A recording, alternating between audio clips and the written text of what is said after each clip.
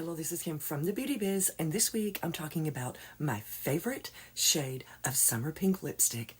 Absolutely gorgeous. This is Estee Lauder's Pure Envy lipstick, shade 223 Candy. And this is absolutely gorgeous. I got so many comments on my lipstick in last week's video I had to share with you guys. But with that good news also comes a little bit of bad news. After searching the website for 20 minutes, trying to find if it was the same color and they had just renamed it, but no, unfortunately, it is no longer on the Estee Lauder site, but I did find this one on Amazon for $15. So the Estee Lauder shades range from like $35 to $38 depending on which line of lipstick that you choose. And Lancome unfortunately does not have any pretty summer pink shades of lipstick, so that is why I chose this Estee Lauder.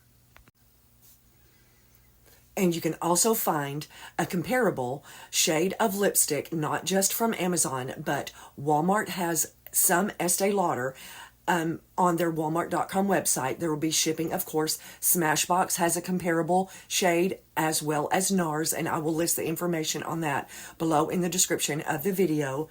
But it is perfect summer. It just has a little bit of shimmer. It matches almost everything, even my new Lover t-shirt, Taylor Swift. I love you, girl. But I just had to share. It is so smooth.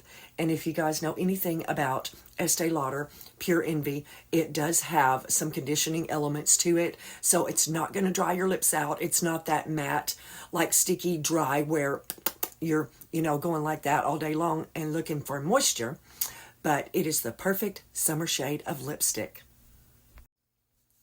But it is totally worth the search. It is totally worth the shipping. I have never found a more beautiful lipstick shade that matches perfectly with all your summer outfits. The tan that you get in the summer with the skin tones is absolutely gorgeous.